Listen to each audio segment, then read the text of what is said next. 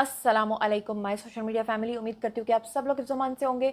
सियासी तज्ज़ियों और तबसरों के साथ आपके खिदमत में हाज़िर हूँ। लेकिन आज का ब्लॉग बहुत ही मिला जुला है, क्योंकि उसमें ऐसी ऐसी ख़बरें हैं कि कुछ ख़बरें बहुत ही आपको खुश कर देने वाली हैं और कुछ जो हैं बड़ी दुख भरी ख़बरें हैं। कुछ अहम शख्सियात इस दुनिया से दार फ़ानी से कूच कर गई हैं। एक और बड़ी शख्सियत का इंतकाल हो गया, उसके बारे में आपको डिटेल्स देनी है। इसके साथ ही पिछले 1 महीने से, अगर मैं कहूँ बल्कि 4-5 माह से, पाकिस्तान के ऊपर और दुनिया के ऊपर एक अजीब किस्म का अज़ाब आया हुआ है। दुनिया तबाह बर्बाद हो रही है, हेलीकॉप्टर्स गिर गिर के तबाह हो रहे हैं। और इन सब की अब जो मज़ीद 2 हेलीकॉप्टर्स हैं वो गिरे हैं, तबाह हुए हैं, कितने लोगों की डेथ्स हुई हैं, क्या कैजुअलिटीज़ हुई हैं, इन सब के बारे में भी आज के ब्लॉग में मैंने आपको बताना है। इसके साथ ही ईरान ने मुनाफ़क़त में अपना एक नया लेवल जो है वो सेट कर लिया है।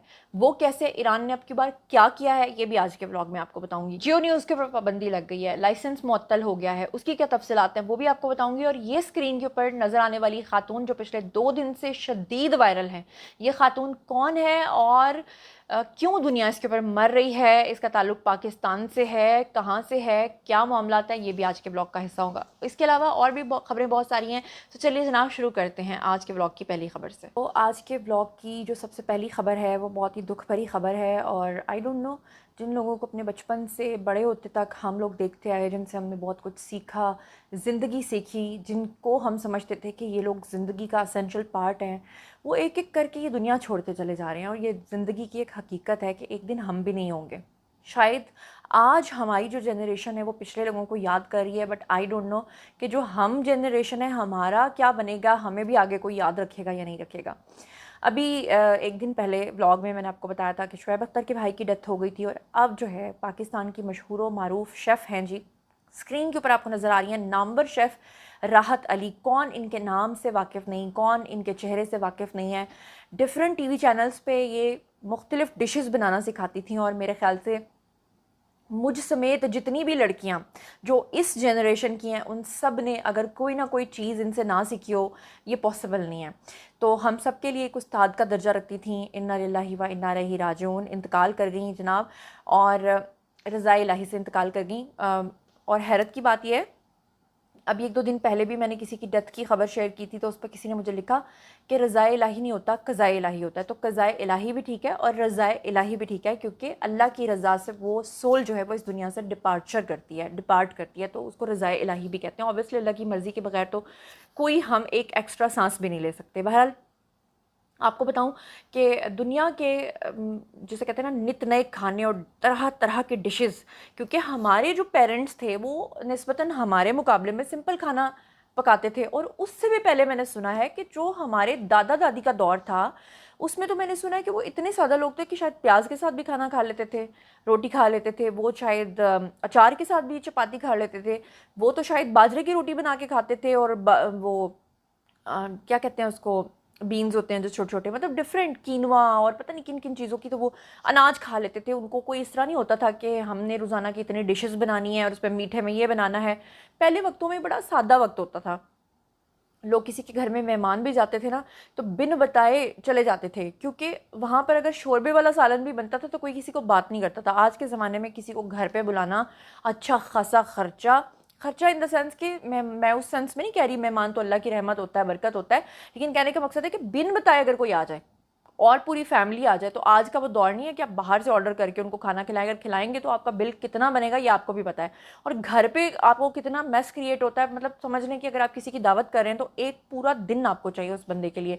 पहले एक दिन आप खाना पकाते रहते हो, फिर रात तक वो मेहमान पहुंचते हैं, फिर अगले दिन आप सफाई, एक दिन पहले आप सफाइयाँ करना शुरू करते हो, उससे अगले दिन जो है वो आपके किचन के बर्तन ही पूरे नहीं होते। तो इसी तरह से होता है। अब तो लोग हर तरह से जज करते हैं, पहले सादा ज़माने होते थे। अब तो लोग ये भी देखते हैं कि आपके बर्तन कैसे हैं, तो आपकी ये चीज़ कैसी है, तो आपकी वो चीज़ कैसी है। और जो लोग आपसे जेलस होते हैं वो कभी भी जाके फिर आपके खाने की तारीफ़ भी नहीं करते। बहरहाल हम अपने टॉपिक से अलग साइड पे निकल गए हैं। लेकिन शेफ़ राहत जो हैं, इनके लिए मैं आप सब लोगों से रिक्वेस्ट करती हूँ कि आप सब लोग दुआए मग़फ़िरत कर दीजिएगा, फ़ातिहा पढ़ दीजिएगा, फ़ातिहा डन लिख दीजिएगा। वही हमेशा की तरह एक ही बात कि आज अगर हम किसी के लिए सिर्फ 1 मिनट का टाइम निकाल के फ़ातिहा पढ़ेंगे तो शायद कल कोई हमारे लिए भी पढ़ेगा। तो अब चलते हैं आज के ब्लॉग की अगली खबर पे। अगली खबर जनाब बहुत ही अफसोसनाक और दुख भरी खबर। वो खबर ये थी کہ محرم الحرام کے دنوں میں جیو نیوز کی ٹرانسمیشنز جو ہیں اس میں کچھ مذہبی جسے کہتے ہیں نا کہ ایسی گستاخیاں ہوئی ہیں کہ اس کے بعد جیو نیوز کا لائسنس جو ہے وہ معطل کر دیا گیا. پہلے تو انہوں نے جناب توہین مذہب کیا محرم کے دنوں میں. انہوں نے پاک ہستیوں کے خاکے دکھائے اور پھر اس کے بعد ان کا جب لائسنس جو ہے ابھی معطل نہیں ہوا تھا تو لوگوں کو کافی بیک لیش کا سامنا کرنا پڑا انہیں. لوگوں نے ایک مطالبہ کیا کہ کچھ ہونا چاہیے. اس کے بعد پیمرا نے ان کا لائسنس معطل کیا. اس کے بعد لوگوں نے اس چیز کی پذیرائی کی کہ جناب اچھی بات ہے. لیکن پھر جب لوگوں کو یہ بات پتہ چلی کہ لائسنس تو معطل ہو گیا لیکن صرف 15 دن کے لیے, تو لوگوں نے اور بھی زیادہ تنقید کی. لوگوں نے کہا یہ تو کوئی طریقہ کار نہیں ہے. لیکن پھر اس کے بعد جیو نے آ کے سامنے جناب معافی بھی مانگی. اوورسیز تمام پاکستانی جو ہیں وہ جیو نیوز دیکھ سکتے ہیں, لیکن پاکستان کے اندر اس کے اوپر 15 دن کا بین ہے. 10 محرم الحرام 26 جون 2026 کو انہوں نے سفر عشق کے نام سے ایک پروگرام کیا تھا اور اس میں انہوں نے جناب بڑی ہی غلاظت بکھیری. ویسے میں آپ کو ایک بات بتاؤں, جب بھی کچھ ہوتا ہے تو جیو نیوز کے جو آنر ہیں ان کو گالیاں پڑنی شروع ہو جاتی ہیں, میر ابراہیم کو یا میر شکیل الرحمان کو. لیکن اس میں سمجھتی ہوں کہ جنہوں نے یہ پروگرام کنڈکٹ کیا میرا خیال ہے ان کا بھی قصور نہیں تھا, کیونکہ وہ تو صرف منہ سے بول رہے تھے. یہ بعض دفعہ ایڈیٹرز کی غلطی ہوتی ہے کہ جو آپ کا ایڈیٹنگ ڈپارٹمنٹ ہے وہ مثال کے طور پہ بھی میں بات کر رہی ہوں اور سائڈ پہ ایک گیلری کے اندر وہ پکچرز لگانا شروع کر دیں تو وہ بعد میں سارا بیکلیش مجھے فیس کرنا پڑے گا, جبکہ مجھے پتہ بھی نہیں ہوگا کہ میری ایڈیٹنگ ٹیم نے کیا ہے. ہاں البتہ یہ بات ہے کہ کنٹرول کرنا چاہیے تھا چیزوں کو. وہ یہ نا جیسے ایک دفعہ کتا بچہ کہہ دیا تھا کتابچے کو, تو مطلب کچھ بھی کہہ جاتے ہیں, کچھ بھی کر جاتے ہیں. تو ایک ڈپارٹمنٹ ہونا چاہیے جو پورا پروگرام دیکھ کے کہ بھئی آیا یہ چیز نشر کی جانے والی چاہیے بھی کہ نہیں, تو اس چیز کا خیال رکھنا چاہیے. ہیں آج کے بلاگ کی اگلی خبر پہ, تو اگلی خبر بہت دکھ دینے والی اور ڈرا دینے والی ہے. ابھی میں نے 2 ہفتے پہلے آپ کو بتایا تھا کہ پوری دنیا کے مختلف ممالک میں تقریباً 8 سے زائد ہیلی کاپٹرز جو ہیں وہ گرے تھے, تباہ ہوئے تھے, اور اس میں بڑے لیول پہ کیجویلٹیز جو ہیں وہ ہوئی تھیں. اور اللہ معاف کرے اتنا یہ خوف زدہ کر دینے والا منظر تھا کہ ایک ہی وقت میں 1-2 دن کے اندر اندر یہ کوئی 7-8 ملکوں کے ہیلی کاپٹرز جو ہیں وہ گر گئے تھے, انکلوڈنگ انڈیا, پاکستان. اور ایسے عجیب سا لگتا تھا کہ پتہ نہیں گرمی میں ایسا کیا ہو گیا ہے کہ کبھی ادھر سے ہیلی کاپٹر گر رہا ہے, ادھر سے گر رہا ہے, اور بڑے بڑے ممالک کے امریکہ سمیت ہیلی کاپٹرز جو وہ گرے تھے. اور اب اس طرح کے 2 واقعات اور پیش آئے ہیں. مجھے سمجھ نہیں آ رہا کہ یہ جون کا مہینہ کتنا بھاری مہینہ ہے کہ اس میں ہیلی کاپٹرز ہی ہیلی کاپٹرز گرنے لگے ہیں.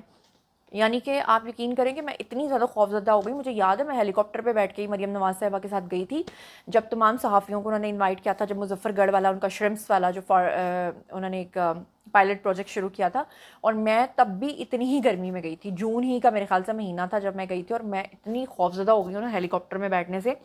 بہرحال وہ کیا کر سکتے ہیں, ایک ہی تو پنکھا اوپر اس کے لگا ہوتا ہے, وہ گر جائے تو پھر گیا بندہ جہاں مرضی.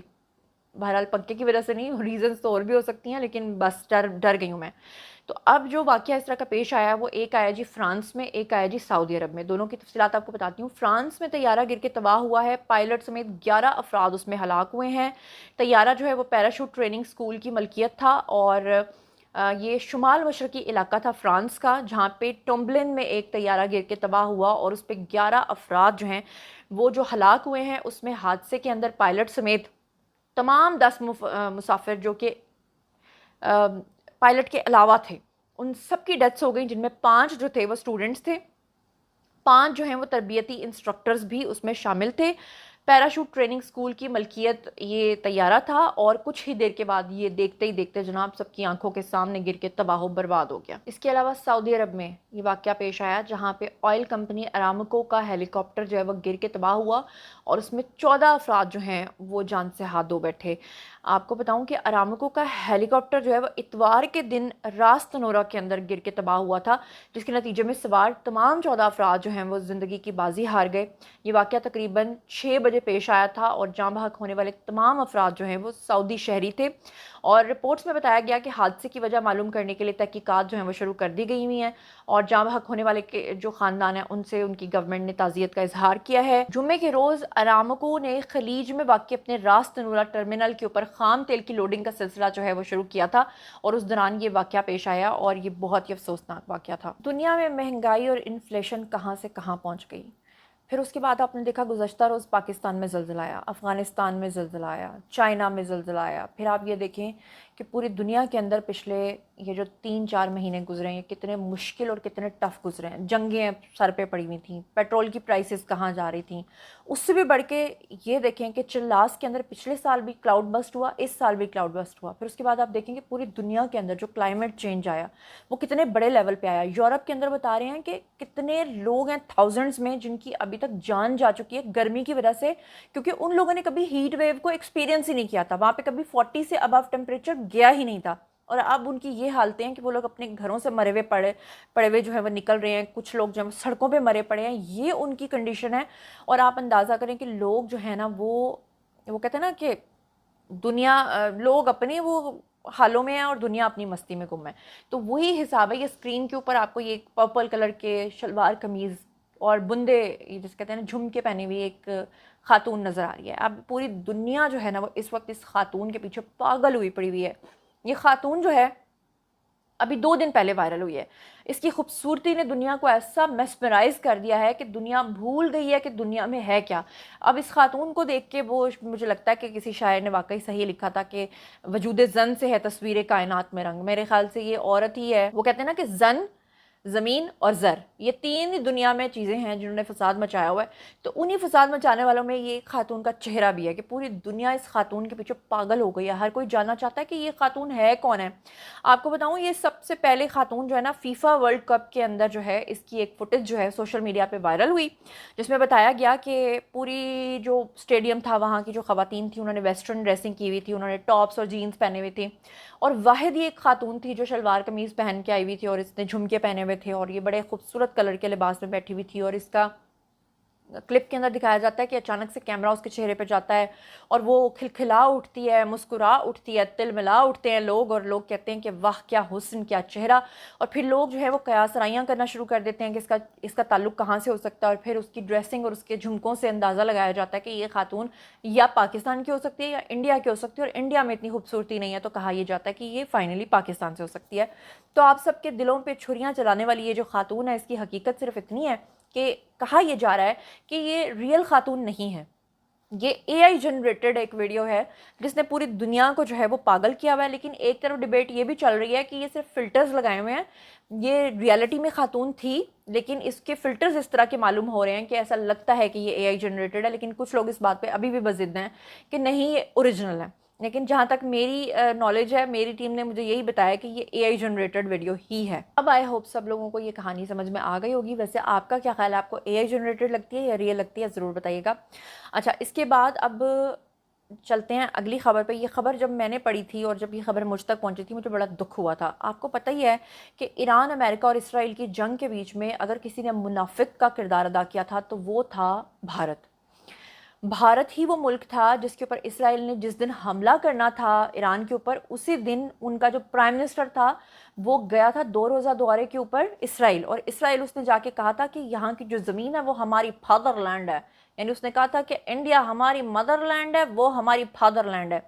حیرت کی بات یہ ہے کہ وہ ایران جس کے ساتھ دوستی کا دم بھرتا تھا بھارت اپنے مطلب کی خاطر, حالانکہ بھارت کو ایران سے کوئی مطلب نہیں تھا, صرف اور صرف بھارت جو ہے وہ پاکستان کی دشمنی میں اتنا اندھا ہو چکا ہے کہ وہ افغانستان کے ساتھ بھی دوستی کیے بیٹھا ہے, وہ ایران کے ساتھ بھی دوستی کیے بیٹھا ہے تاکہ ان دونوں کو لڑوا کے پاکستان کے ساتھ دشمنی میں لایا جا سکے. اور اس میں کوئی شک بھی نہیں ہے کہ آپ کو پتا ہوگا کہ ابھی تو پاکستان ورلڈ چیمپئن بن گیا, ابھی تو پاکستان نے جو یہ جنگ ہے یہ رکوا دی ہے. لیکن اس سے پہلے تک آپ دیکھیں کہ ایران نے براہ راست پاکستان کے اوپر حملہ کیا تھا. اور آپ کو یاد ہوگا کہ کس طرح سے اس وقت ہمارے وزیر خارجہ یہاں سے گئے تھے اور انہوں نے جا کے ان کو سمجھایا تھا کہ بھائی ہمارے پاس آپ سے بھی بڑا گولا ہے, اگر ہم آپ کے اوپر ماریں گے تو آپ کا کچھ نہیں رہنا. شکر ہے کہ ایران کو سمجھ میں آ گیا تھا. اب خبر مجھے مطلب کہ کہتے ہیں کہ مشکل وقت میں, ہارڈ ٹائم میں آپ کو پتہ چلتا ہے کہ کون آپ کے ساتھ ہے کون آپ کے ساتھ نہیں ہے. تو میں حیران اس بات پہ ہوں کہ خامنائی جو ان کے لیڈر جو کہ اسرائیلی بمباری کے نتیجے میں شہید ہو گئے تھے, ان کا جنازہ جو ہے وہ کروانا ہے کیونکہ تب سے ان کی ڈیڈ باڈی کو انہوں نے فریز کیا ہوا ہے, وہ رکھا ہوا ہے. تو اب وہ پوری دنیا کے لیڈرز کو انوائٹ کریں جس میں انہوں نے بھارتی نریندر مودی کو بھی انوائٹ کیا, پرائم منسٹر کو. میں بڑی حیران تھی کہ اب تو منہ نہیں لگانا چاہیے تھا ایران کو, ایران کیوں منافقت کر رہا ہے. لیکن میں آپ کو بتاؤں کہ پھر میں نے اس کو دوسرے اینگل سے سوچا, اور وہ اینگل یہ تھا کہ میرے خیال سے ایران اس سے پہلے کہ کھلی دشمنی پہ اترے بھارت کے ساتھ, وہ ٹیسٹ کرنا چاہتا ہے کہ بھارت کہاں پر کھڑا ہے. آیا وہ بھارت کا پرائم منسٹر جو ایران پہ حملے سے ٹھیک کچھ گھنٹے پہلے اسرائیل میں موجود تھا، کیا وہ خامنہئی کے جنازے کے لیے جاتا ہے؟ کیا وہ اپنا اظہار یکجہتی ایران کے ساتھ کرتا ہے؟ اور اگر نہیں کرتا تو پھر ایران کا کیا سٹانس ہوگا، یہ دیکھنا ہوگا. لیکن ابھی تک ایران کو میرے خیال سے سمجھ نہیں آئی چیزوں کی، یا پھر یہ کوئی آپ کو لگتا ہے کہ ٹھیک ہے. یہ تھا آج کا ولاگ. باری ہے جی آپ لوگوں کے. آئی کمنٹ سیکشن میں بتائیے کہ آپ ان تمام چیزوں کے بارے میں کیا سوچتے سمجھتے ہیں. مزید خبریں، ولاگز، انٹرویوز اور سیاسی تجزیے جاننے کے لیے اور میرے سے کنیکٹڈ رہنے کے لیے چینل کو سبسکرائب کر لیجیے گا. اپنا بہت خیال رکھیے گا. اللہ نگہبان.